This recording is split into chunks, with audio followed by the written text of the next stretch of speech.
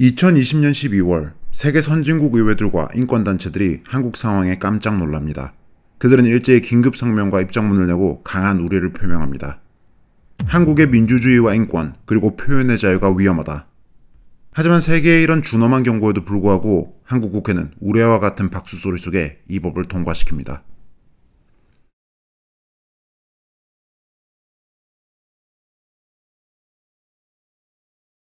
사건의 시작은 시간을 거슬러 올라가 2020년 6월에 벌어집니다. 당시 문재인 정부는 북한과의 평화를 이야기하며 북한 독재 정권을 위한 각종 정책을 펼쳐 논란이 일고 있던 상황이었습니다. 그런데 이때 북한 김여정이 이런 위협성 담화를 발표합니다. 한국 내 인권단체들이 북한 주민들을 위해 살포하는 대북전단을 문제 삼은 겁니다.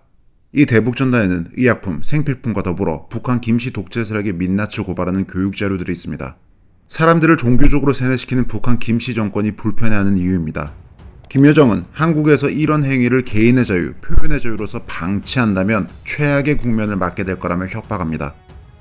김여정의 이런 발언에는 너무나 노골적인 의도가 있었습니다. 문재인 정권이 북한 독재 세력을 위해 기꺼이 자국민들의 자유를 억압하지 않으면 협조해주지 않겠다는 식의 선언. 그런데 너무나 충격적이었던 건 자유민주주의 국가 대한민국 정부의 반응이었습니다. 문재인 정부는 즉각 입장을 내놨습니다. 대북전단 살포는 위험을 초래할 수 있다는 식으로 말하며 당장 멈춰야 한다고 합니다. 심지어 당시 대북전단 활동을 해온 인권단체의 법인 설립 허가를 취소하기까지 합니다. 김여정의 협박 한마디에 납작 엎드려 기꺼이 한국 국민들의 자유를 파괴한 겁니다. 그러나 북한은 이에 성이 차지 않았는지 계속해서 압박 수위를 높였고 급기야 6월 16일 문재인 정부가 국민 세금으로 지어준 남북 공동연락사무소를 일방적으로 폭파시켜버립니다. 문 정부는 여기에 찍소리 한마디 못했죠. 대신 집권여당 민주당이 당일 대북전단 살포를 금지시키는 법안을 발의합니다. 김여정의 명령에 의해 만들어진 법이라고 해서 이른바 김여정 하명법이라고 불렸던 이 법안. 민주당은 유사한 성격의 법안을 2개 내놨고 결국 12월 이 법은 본회의 표결에 붙여집니다. 국민의힘은 필리버스터를 통해 법안 처리 저지에 나섰지만 국회 의석수 5분의 3, 180석을 확보했던 민주당은 이를 무력화시킵니다. 그렇게 북한 독재 정권을 위해 대한민국 국민들의 표현의 자유를 억압하는 악법이 통과됩니다. 세계는 깜짝 놀랍니다. 선진 자유민주국가 정부와 의회들은 일제히 성명을 내놓으며 문재인 정부와 집권여당 민주당을 강력하게 비판합니다. 예를 들어 미국 하원의회의 인권위원회는 북한의 요구를 받아들이고 따르기 위해 탈북민들과 인권단체들을 적대시하는 이 법안에 대해 알려야 한다며 문재인 정부와 민주당은 반자유적인 정치 세력이라고 강력하게 비판했습니다.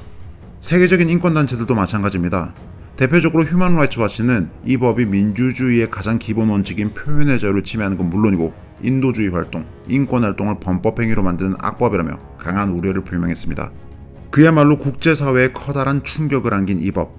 그런데도 민주당은 이런 법을 민주주의와 평화의 이름을 팔아먹으며 입법 강행했습니다. 북한 독재 정권을 위해 대한민국 국민들이 북한 김씨 정권을 비판할 권리와 수단을 불법으로 만들어버린 민주당. 그들이 가진 180석의 권력이었습니다.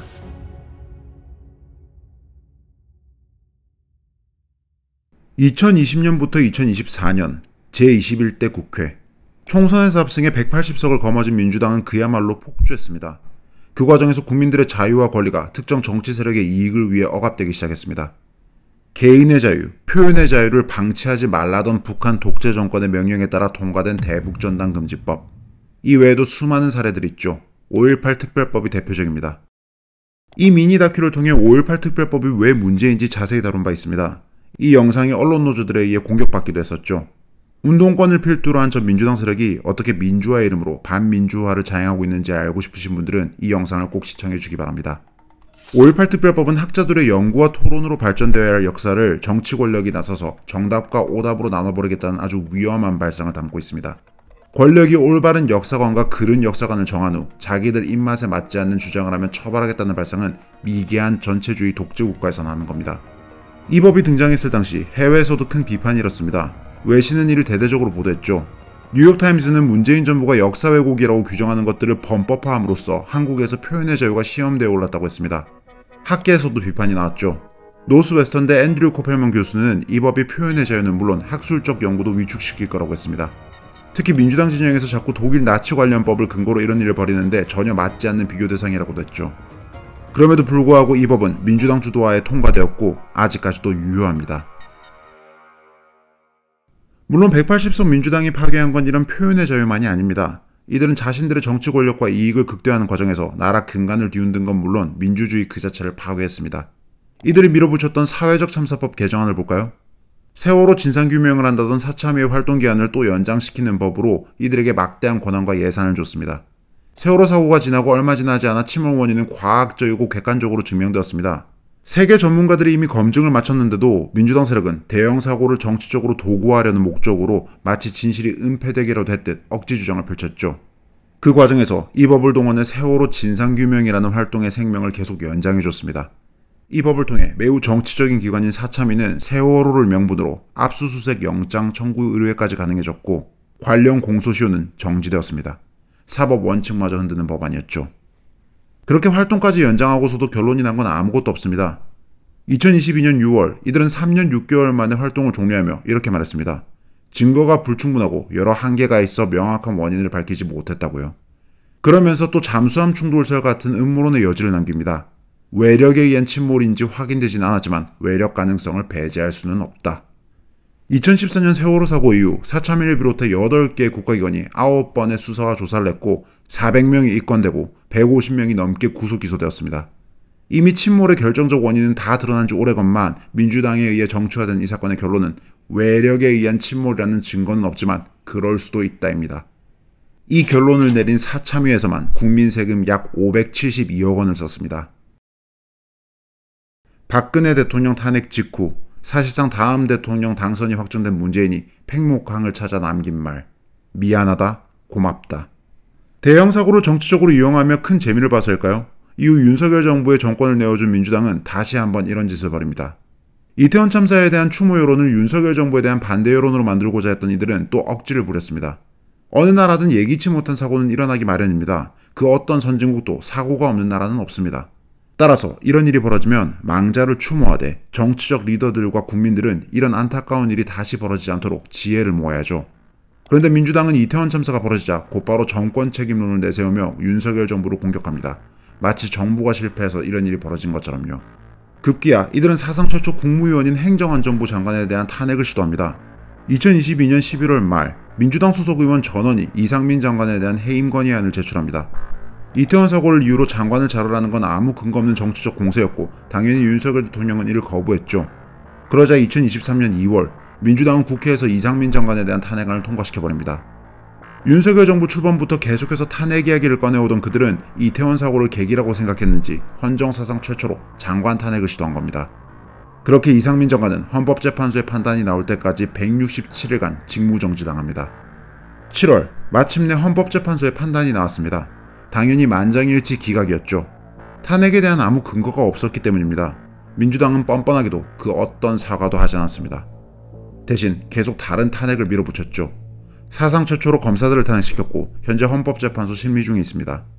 탄핵 근거가 있건 없건 의석수가 되니까 일단 아무 꼬투리나 잡아 탄핵 소추부터 해버리자는 식이었습니다.